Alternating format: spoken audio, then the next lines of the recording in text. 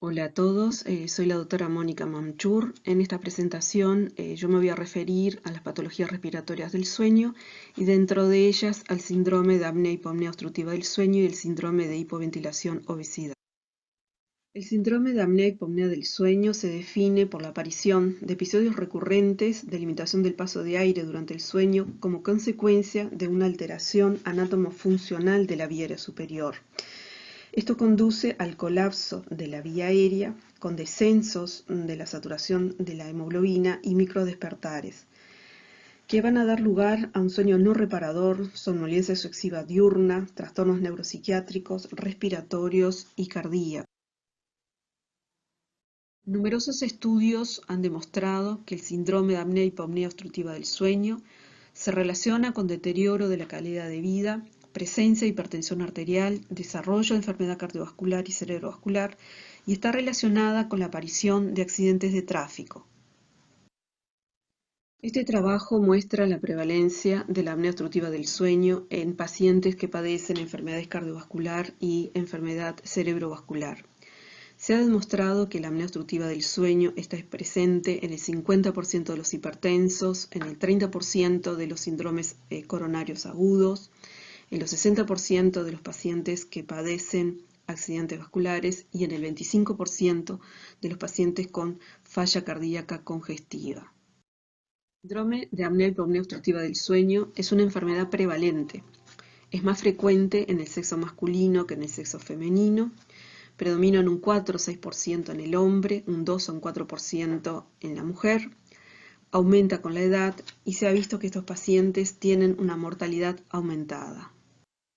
Este gráfico de la epidemiología de la apnea obstructiva del sueño nos muestra cómo claramente la apnea obstructiva del sueño aumenta con la edad. La patogenia del síndrome de apnea obstructiva del sueño es multifactorial, es consecuencia de una alteración anátomo-funcional de la vía aérea superior que genera el colapso. La obstrucción ocurre en un sector de la faringe, como vamos a analizar en el siguiente diapositivo.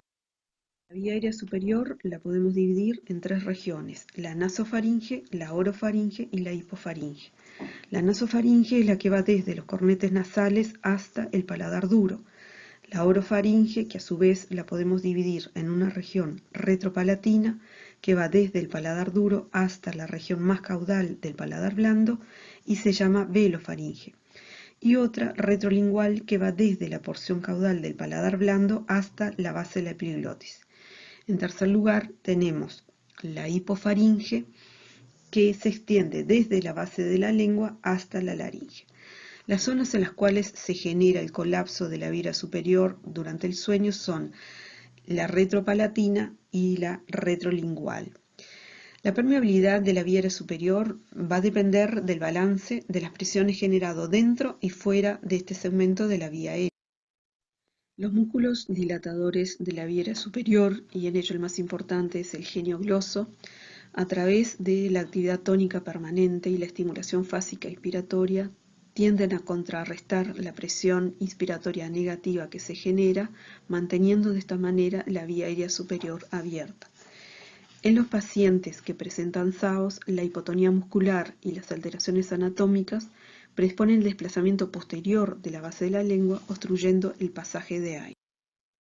La estabilidad en el calibre de la vía superior va a depender, por un lado, de la acción de los músculos dilatadores orofaringio y aductores, que normalmente son activados de forma rítmica durante cada inspiración. Y por otro lado, tenemos la actividad del diafragma y de los músculos intercostales, que genera una presión negativa. Cuando la vía aérea superior se ve sobrepasada por la presión negativa generada por el diafragma y los músculos intercostales, se genera el colapso.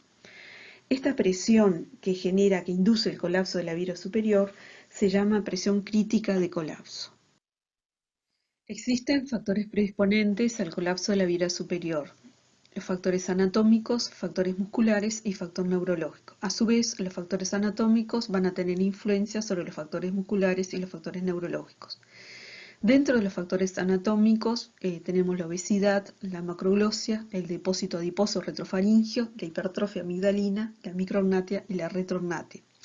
Los factores anatómicos van a generar una disminución de la luz de la vía superior, con ello van a aumentar la resistencia de la vía superior y van a generar una presión negativa faríngea durante la inspiración que va a llevar al colapso de la misma. Con respecto a los factores musculares, la afección se ve sobre todo a nivel de los músculos activadores, donde hay una reducción y una desaparición de la actividad de los mismos. No así, no hay cambio en lo que es la actividad del diafragma, y entonces el desequilibrio se produce a favor de las fuerzas de cierre. Con respecto al factor neurológico, lo que se ha visto es que existe un defecto en los reflejos protectores del cierre de la vía aérea durante el sueño. A la hora de enfrentarnos con un paciente en el consultorio, es importante tener en cuenta los factores de riesgo de esta patología. Dentro de ellos tenemos el sexo, la edad, el origen étnico, la agregación familiar, la obesidad, anatomía de la vía superior, el estado hormonal y enfermedades predisponentes. Respecto al sexo, los hombres consultan más frecuentemente que las mujeres por síntomas vinculados a la apnea del sueño. Con respecto a la prevalencia, el sexo masculino y el sexo femenino es de 2-1 a favor del sexo masculino. Con respecto a la edad, la prevalencia es creciente desde los 30 a los 65 años, con una estabilización de ahí en adelante, cuya causa no se conoce y se presume que es multifactorial. Con respecto al origen étnico, se ha visto una mayor prevalencia en los individuos asiáticos.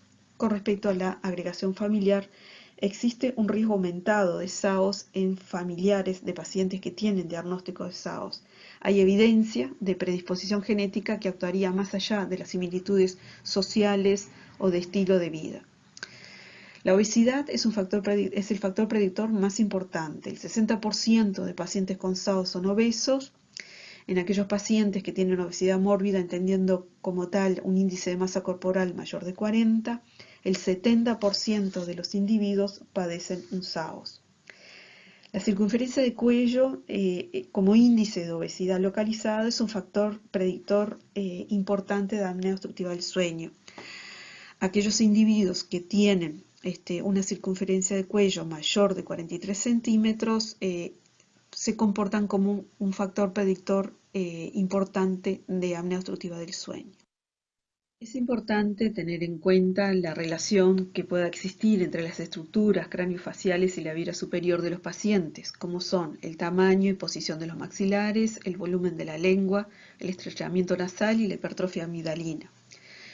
También el estado hormonal en el caso de las mujeres aumenta la prevalencia del SAOS en la perimenopausia. Tener en cuenta que hay enfermedades que predisponen por alteraciones anatómicas, tanto óseas como de partes blandas, que predisponen a la colapsibilidad de la vía aérea superior, como es el hipotiroidismo, la acromegalia, el síndrome de Down, malformaciones de Pierre-Robin, la micrognatia. En los pacientes portadores de apnea obstructiva del sueño que aún no han sido tratados, existen factores agravantes. Entre ellos tenemos el alcohol. El alcohol aumenta el número y la prolongación de los eventos.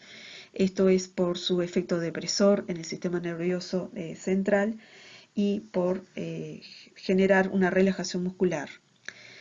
Con respecto al tabaco, el tabaco genera una inflamación de la vía aérea superior y esto agravaría su obstrucción. Hay estudios epidemiológicos que demuestran que el SAOS en fumadores es 3 veces superior que en los no fumadores. Con respecto a la obstrucción nasal y la congestión rinofaringea, esta se agrava cuando el paciente se duerme, llevando a que el paciente duerma con la boca abierta, y esto hace que la lengua se posicione en una situación más posterior y coadyuve a la obstrucción de la vía superior. Con respecto a la deprivación de sueño, esto sobre todo en individuos que alternan sus tareas entre horarios nocturnos y nocturnos. Con respecto a la anestesia general, los hipnóticos y los sedantes, es bien conocido que luego de la anestesia general pueden observarse, sobre todo en el posoperatorio inmediato, una agravación de las apneas.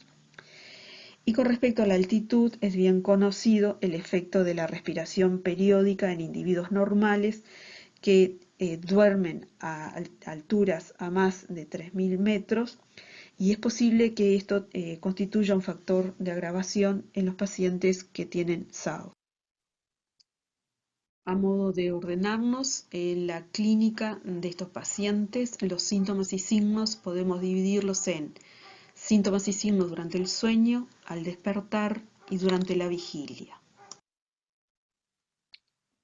Con respecto a los síntomas durante el sueño, el ronquido es el síntoma relevante durante el sueño, son referidos por la pareja, tienen un alto valor predictivo de apnea obstructiva del sueño y es generado por la vibración de las partes blandas a nivel de la orofaringe durante la inspiración. Los mismos pueden ser de leve intensidad o de alta intensidad, pueden ser continuos o intermitentes, interrumpidos por las pausas respiratorias. La ausencia del ronquido no nos descarta este trastorno y a través de un micrófono nosotros podemos objetivar durante el sueño, durante la polisomnografía, que nos va a permitir catalogar la repercusión del trastorno sobre el desarrollo del sueño.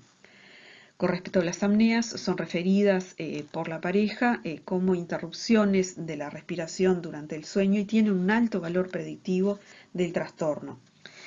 Las apneas se van a ver interrumpidas luego de varios esfuerzos inspiratorios que superan el umbral de despertar y esto genera la actividad de los músculos dilatadores de la vía aérea orofaringea, logrando de esa manera la reapertura posterior. Se genera entonces, al terminada la apnea, un fenómeno de hiperventilación, que esto lleva a que el paciente tenga un sueño intranquilo, agitado, con movimientos inhabituales. Se genera muchas veces sudoración profusa, tanto del cuello como del tórax, y son pacientes que en la mañana la ropa de cama está totalmente desarreglada. Las apneas de larga duración pueden generar en estos pacientes un despertar real con una sofocación nocturna. Son pacientes que relatan episodios de disnea que vamos a tener que diferenciar de lo que es una disnea paroxística nocturna generada por una insuficiencia cardíaca. Estos pacientes no son conscientes de la fragmentación del sueño, de estos microdespertares que le generan todos estos episodios. También presentan nocturia, son pacientes que se levantan de 2 a 5 veces en la noche a orinar debido a un aumento de la secreción de los péptidos natriuréticos debido a la dilatación de las cavidades auriculares cardíacas inducida por la presión negativa pleural. Son pacientes que además presentan síntomas de reflujo gastroesofágico, se ve agravado en aquellos pacientes que ya lo presentaban o inician síntomas de reflujo gastroesofágico con la patología. La obstrucción nasal y congestión nasal que puedan tener estos pacientes en vigilia, en la noche se agravan y hacen que estos pacientes respiren por la boca. Y esto es consecuencia de que estos pacientes tengan el babeo, babeen la almohada y cuando se despiertan presentan sequedad bucal. Con respecto a los síntomas al despertar, podemos dividirlos en confusión, cefalías matinales y fatiga matinal. La tendencia al sueño severa puede mostrarse a veces como episodios de confusión mental o cuadros breves de desorientación temporoespacial. Son frecuentes las cefaleas matinales en estos pacientes en los casos severos y esto es debido a la hipercapnia y a la vasodilatación cerebral. Característicamente, esta cefalea se alivian a las pocas horas del despertar. Estos pacientes no son conscientes del trastorno respiratorio que tienen en el sueño y muchas veces relatan no haber tenido un sueño reparador, manifiestan tener una fatiga matinal y los bostezos son un síntoma común cuando no existió un sueño reparador. Con respecto a los síntomas durante la vigilia, los podemos dividir en somnolencia, síntomas asociados a la somnolencia y cambios de conducta y humor. La fragmentación del sueño inducida por las pausas respiratorias no permite completar las funciones fisiológicas por la desestructuración que se genera en la arquitectura del sueño. Y entonces la somnolencia diurna excesiva es uno de los síntomas predominantes en estos pacientes. Cuando el paciente consulta por una somnolencia diurna excesiva en forma espontánea, seguramente esta está alterando en el funcionamiento social y laboral del mismo. No siempre los pacientes manifiestan este síntoma, sobre todo por temor a la pérdida laboral. Es importante en estos pacientes interrogarlos, los hábitos de siesta, si toman mucho café durante el día, preguntarles los horarios en los cuales, la cantidad de horas de sueño, si son jubilados, si tienen costumbre de dormir siesta, o si los fines de semana duermen más horas y duermen siesta, y eso es lo que define la deuda de sueño. También nosotros tenemos que saber que el síntoma somnolencia a veces no lo manifiestan por la actividad que realizan estos pacientes. No es lo mismo interrogar a un paciente que tiene una actividad sedentaria de lectura, conducción de automóviles o trabaja en una computadora, de aquel paciente que realiza ejercicio físico intenso o son niños que son sumamente hiperactivos.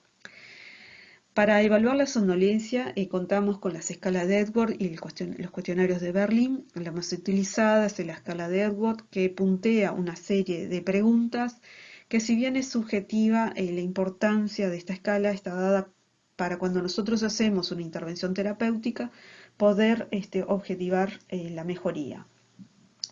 Existen síntomas asociados a la somnolencia, como son la fatiga. Estos pacientes relatan que no tienen un sueño reparador, que se levantan tan cansados como cuando se durmieron, que tienen una disminución en el rendimiento de sus actividades, sobre todo las que requieren de concentración. Y también estos pacientes tienen cambios de conducta y de humor. Son pacientes que están muy irritables y también hacia el otro extremo pueden presentar este cuadro depresivos, y muchas veces la primera consulta que estos pacientes hacen es al psiquiatra.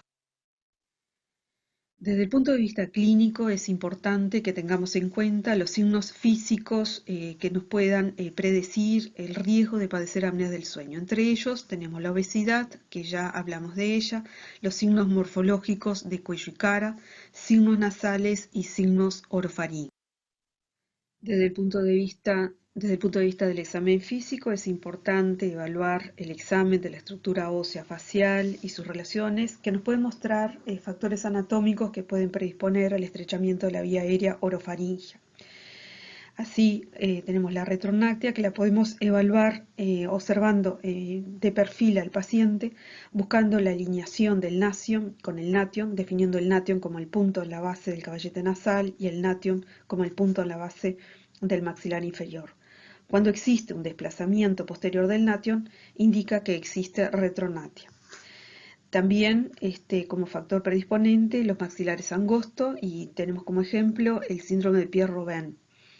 El paladar ojival, caracterizado por un paladar óseo alto y angosto, tienen también la misma repercusión sobre la posición de la lengua. Los defectos en la oclusión dental, como el overbite y el overjet. Existe overjet cuando la mordida indica posición avanzada del maxilar superior respecto al inferior. Existe overbite cuando la mordida indica posición superior del maxilar inferior con respecto al superior. La posición descendida del hueso hyoides, que la podemos evaluar en forma cualitativa en una observación de perfil, en general se asocia a individuos que tienen cuello corto y grueso, y esta posición del hueso hyoides genera un mal funcionamiento de los músculos dilatadores de la faringe. La elevación del lóbulo de la oreja, que muchas veces se asocia a una acumulación de grasa en la región. Es importante determinar si los pacientes presentan hipertrofia de los cornetes y tabique nasal desviado como causa de una obstrucción orgánica, a tener en cuenta a futuro por el tratamiento que le vamos a ofrecer al paciente para la aceptación del mismo. Las rinitis crónicas son importantes tratarlas, porque estas se agravan frente al tratamiento con una CPAP.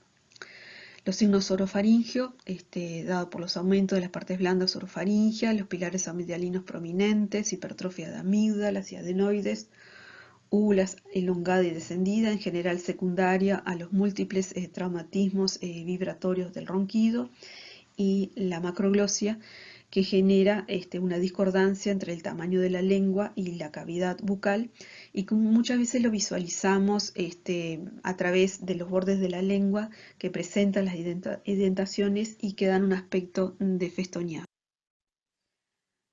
A través de la clasificación de Malampati nosotros podemos predecir la posibilidad de apneas. La clasificación de Malampati es utilizada para la intubación orotraqueal dificultosa y mediante ella nosotros podemos tener una noción de la morfología orofaringia y definir la presunción de apneas.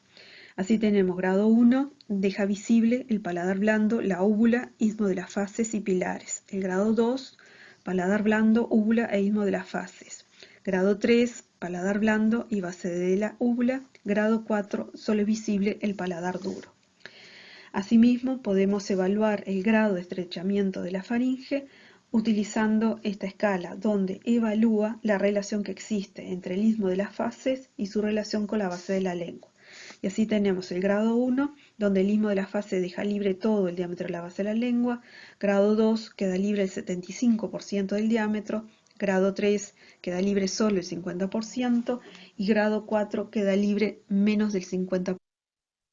Teniendo la presunción clínica a través del interrogatorio del examen físico de la apnea obstructiva del sueño, el diagnóstico de certeza de los distintos trastornos respiratorios del sueño requiere de la realización de un estudio específico que los objetive. La fiabilidad del interrogatorio y los modelos de predicción clínica es limitada. Los métodos diagnósticos se han dividido en 4 niveles de acuerdo al número de variables registradas y la presencia de personal entrenado que supervisa el estudio. Así, dividimos los métodos diagnósticos en 4 niveles. El nivel 1, la polisomnografía convencional, con un mínimo de 7 canales de registro, que debe ser realizada en laboratorio y supervisada. El nivel 2, la polisomnografía con equipo portátil fuera del laboratorio no supervisada. El nivel 3, la poligrafía respiratoria con un mínimo de 4 canales no supervisado.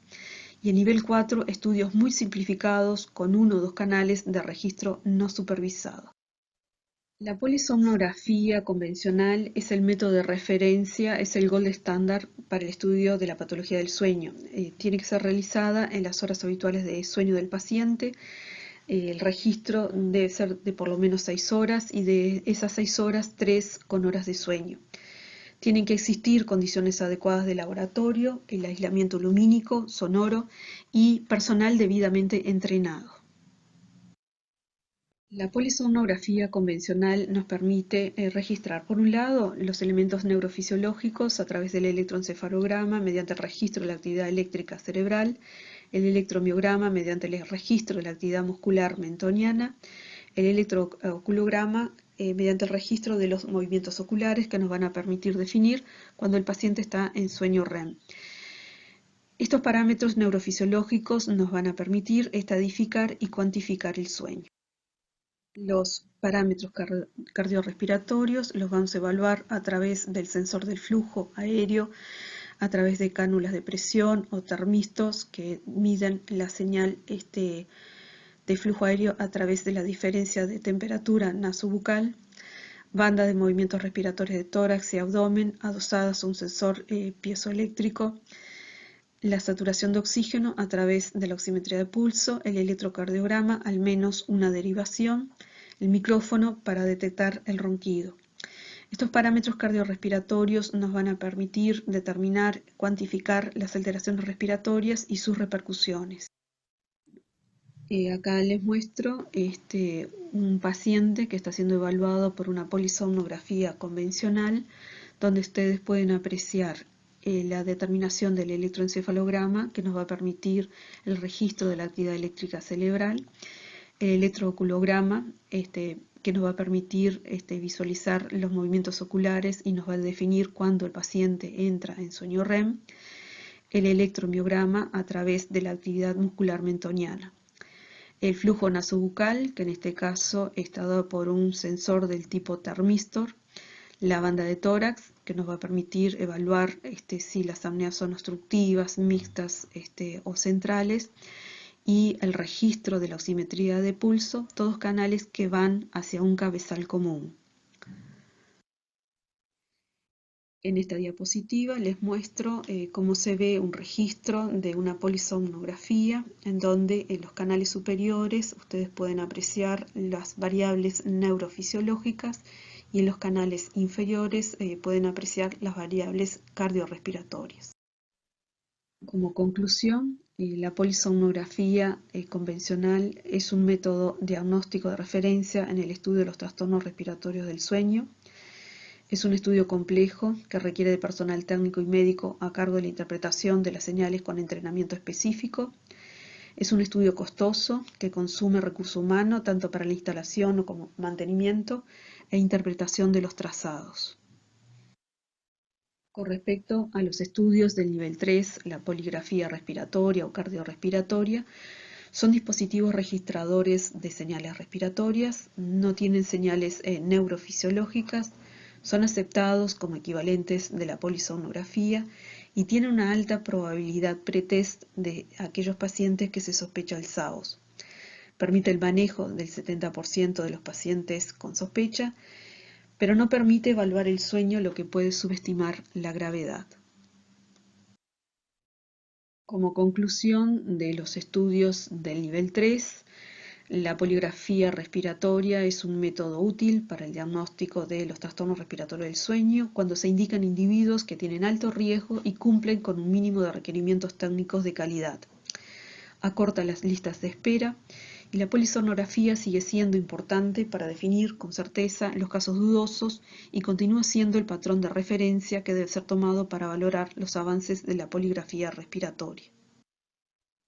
En esta diapositiva les muestro cómo se ve un registro de una poligrafía cardiorrespiratoria, en donde ustedes ven en el canal superior el registro de la oximetría de pulso, luego ven la frecuencia cardíaca, en rojo ustedes están viendo el flujo oronasal, que en este caso es un sensor de presión, los movimientos tóraco-abdominales en el canal donde se ve el registro azul, luego el ronquido, que en este caso no hay registro de ningún ronquido, y por último, el último canal, en la posición en que en este momento se encuentra el paciente durmiendo, que está en decúbito lateral, dato que muchas veces es muy importante saber en qué posición se ocurren los eventos, porque esta manera nos permite definir muchas veces conductas de tratamiento a tener en cuenta con los pacientes. Por ejemplo, hay pacientes que realizan eventos solo en posición decúbito dorsal, y cuando duermen en decúbito lateral, el registro nos muestra que no hace eventos y por lo tanto ahí nosotros podemos tener conductas a la hora de definir un tratamiento para esos pacientes. Y por último, los estudios de nivel 4 corresponden a la oximetría de pulso y un canal único de flujo respiratorio. Están indicados cuando queremos evaluar la hipoxemia en un paciente, por ejemplo, con enfermedad pulmonar obstructiva crónica durante la noche. También nos puede servir para el control en la hipoventilación progresiva de los trastornos neuromusculares y no están indicados para el diagnóstico del síndrome de apnea obstructiva del sueño. Desde el punto de vista del registro, se define una apnea cuando existe un cese completo o más del 90% en la amplitud de la señal respiratoria de al menos 10 segundos y la hipopnea, disminución parcial de la señal respiratoria mayor del 30%, menor del 90%, con desaturación arterial y o un despertar transitorio en electroencefalograma que se define como arousal.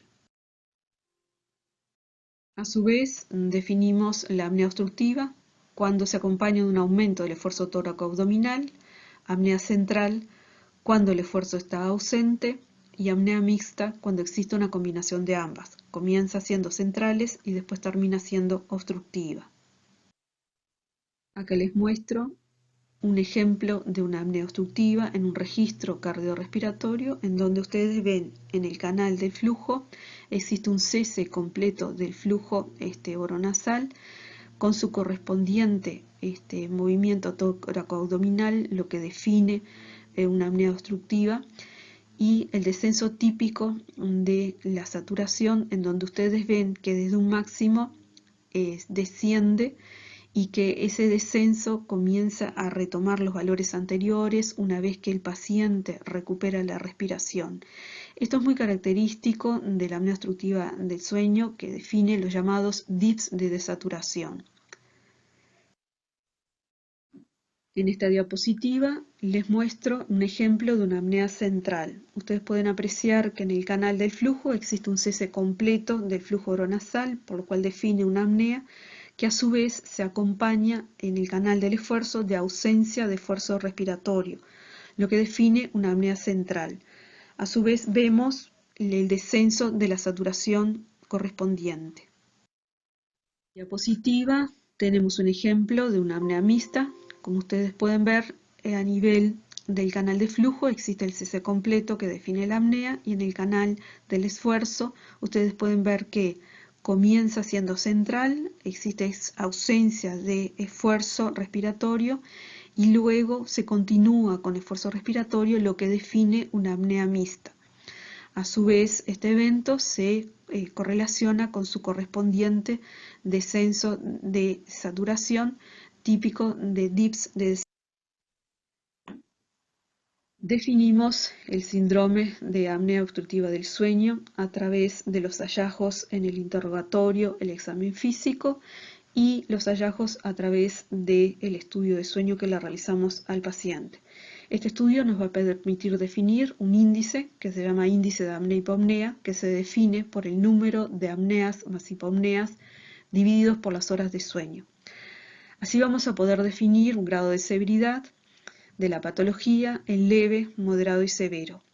Es normal cuando tenemos menos de 5 eventos hora, en el caso de los jóvenes, y en los gerontes menor de 10. Se define como un índice leve cuando tenemos entre 5 y 15 eventos hora, moderado cuando tenemos entre 15 y 30 y severa mayor de 30. Una vez que definimos el diagnóstico en el paciente, tenemos que definir un tratamiento, y ese tratamiento va a quedar definido en base a corrección de factores de riesgo, corrección de factores agravantes y tratamiento con CPAP nasal. Con respecto a la corrección de factores de riesgo y factores agravantes, en los factores de riesgo las indicaciones generales: disminución del peso. La disminución del peso ha demostrado que disminuye la frecuencia y gravedad de los eventos, mejora la función de la vía superior y disminuye el ronquido. Está comprobado que una disminución del 10% del peso genera una mejoría en el 26% del índice de apnea-hipopnea en estos pacientes. En aquellos pacientes que tienen una obesidad mórbida, la cirugía bariátrica puede mejorar notablemente la patología. Con respecto a los factores agravantes, el tabaquismo, ya dijimos que existe 3 veces más apnea de sueño en los pacientes fumadores que en los no fumadores. Evitar el alcohol.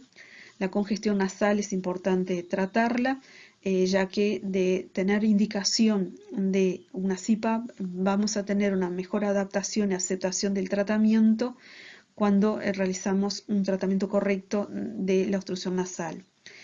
La reducción de los sinópticos y depresores del sistema nervioso central pueden ser a veces la única medida necesaria en pacientes que tienen un índice de apnea-hipopnea leve. Explicar a los pacientes una buena higiene del sueño, y esto es tratar de acostarse siempre a la misma hora, evitar los estimulantes después de las 5 de la tarde, como ser el café, el mate, la Coca-Cola. Y en aquellos pacientes que tienen una apnea leve, que se manifiesta en decúbito dorsal, evitar la posición supina puede ser la única intervención que tengamos que hacer en esos pacientes para corregir el problema. La aplicación de la presión positiva nasal a través de la nariz fue el primer tratamiento no invasivo del síndrome de apnea obstructiva del sueño, y la aplicación de esta terapéutica ha generado grandes cambios en la historia natural del trastorno. La CPAP actúa como un soporte neumático de la vía aerofaringea y evita su colapso. Lleva a un aumento de la capacidad residual funcional pulmonar y evita el desplazamiento cefálico del contenido abdominal. ¿Cuáles son los beneficios del tratamiento? Revierte la oclusión episódica de la vía aérea, normaliza la estructura del sueño, disminuye la somnolencia diurna excesiva, reduce la hipertensión arterial, reduce los eventos cardiovasculares, accidentes de tránsito y laborales, mejora el humor y la calidad de vida y reduce la mortalidad en estos pacientes.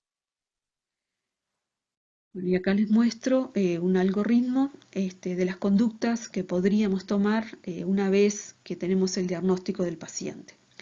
Cuando tenemos un índice de apnea-hipopnea menor a 5 y los pacientes tienen síntomas como los ronquidos, considerar la realización de dispositivos de avance mandibular o considerar la cirugía y continuar controlando estos pacientes, sobre todo el peso, la comorbilidad y efectos de la medicación. Cuando el paciente tiene un índice de apnea-hipopnea mayor o igual a 5 y menor de 30, si el paciente tiene síntomas o comorbilidad asociada, entonces ese paciente hay que considerar el uso de una CPAP. Si no lo presenta, podemos definir adelgazamiento, terapias posicionales, dispositivos de avance mandibular o considerar la cirugía. Cuando el paciente tiene un índice de apnea-hipopnea mayor o igual a 30 que define una apnea obstructiva de grado severa, siempre tienen indicación CPAP y control clínico reglado. Ahora vamos a pasar al segundo tema de los trastornos respiratorios del sueño, que es el síndrome de hipoventilación-obesidad. Como concepto, el síndrome de hipoventilación-obesidad queda definido por una hipoventilación alveolar más una hipercapnia en vigilia. Siempre el síndrome de hipoventilación-obesidad es un síndrome de exclusión. Previo a definir un síndrome de hipoventilación-obesidad, tenemos que excluir otros mecanismos de hipercapnia, como son la enfermedad pulmonar obstructiva crónica en etapa avanzada, la cifoescoliosis severa y las enfermedades neuromusculares.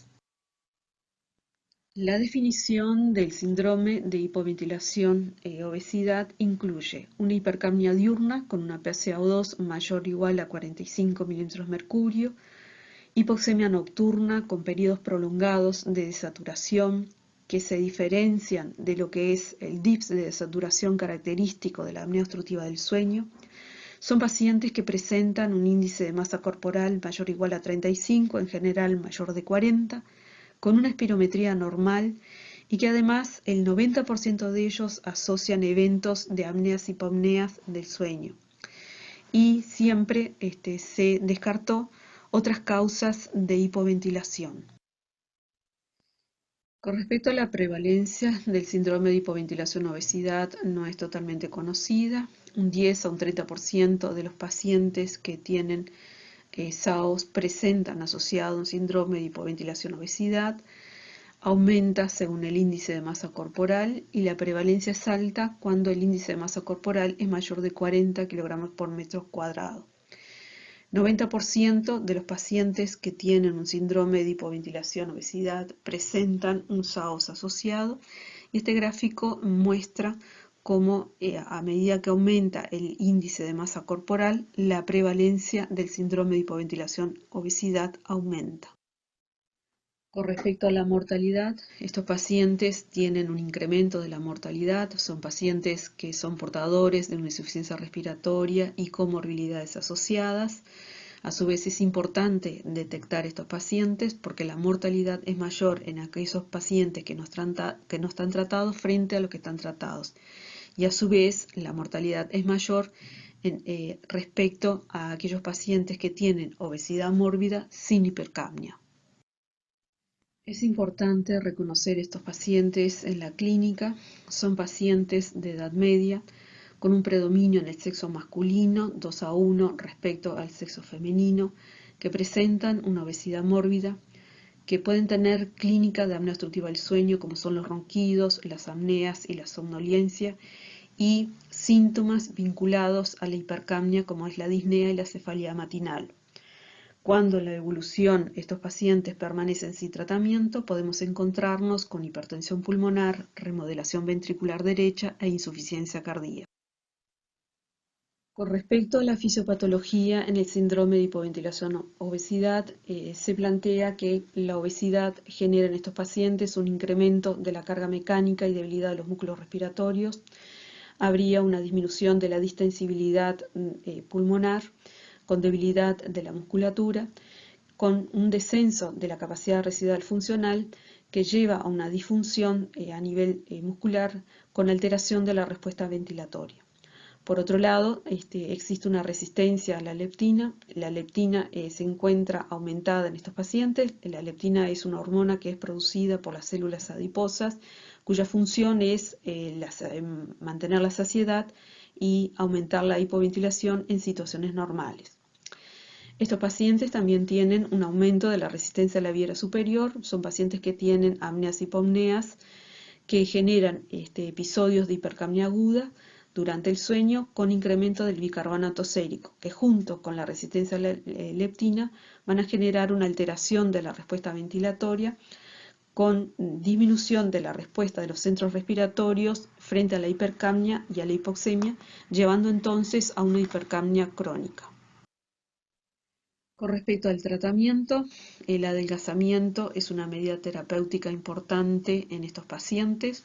En aquellos pacientes seleccionados se puede indicar la cirugía bariátrica, que ha logrado mejorar a largo plazo los valores de hipercapnia y los síntomas clínicos. La otra parte del tratamiento es la utilización de ventilación no invasiva, doble nivel de presión. Algunos pacientes requieren, aparte de la BNI, la utilización de oxígeno. En estos pacientes está contraindicado la utilización como único tratamiento el oxígeno.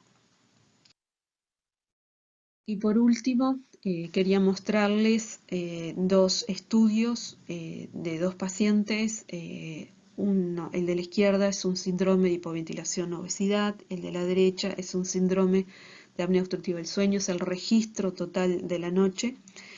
Y lo que quiero que pongan atención básicamente es, quiero mostrarles la diferencia, cómo se ve una oximetría en el paciente con síndrome de hipoventilación obesidad y en el paciente con apnea obstructiva del sueño. En el caso del síndrome de hipoventilación obesidad, ustedes ven claramente que hay zonas de dips de saturación en donde hay una caída de la saturación que vuelve al nivel de base, que son episodios de apneas e hipopneas, pero por otro lado ustedes tienen un descenso de la línea de base de la saturación del oxígeno por debajo de 90. Esto es muy característico del síndrome de hipoventilación obesidad. En cambio, en el registro de la apnea obstructiva del sueño, ustedes ven en el registro que existen las caídas características de dip de saturación y que luego la saturación retoma al nivel anterior. Esto es una oximetría muy característica de la apnea obstructiva del sueño.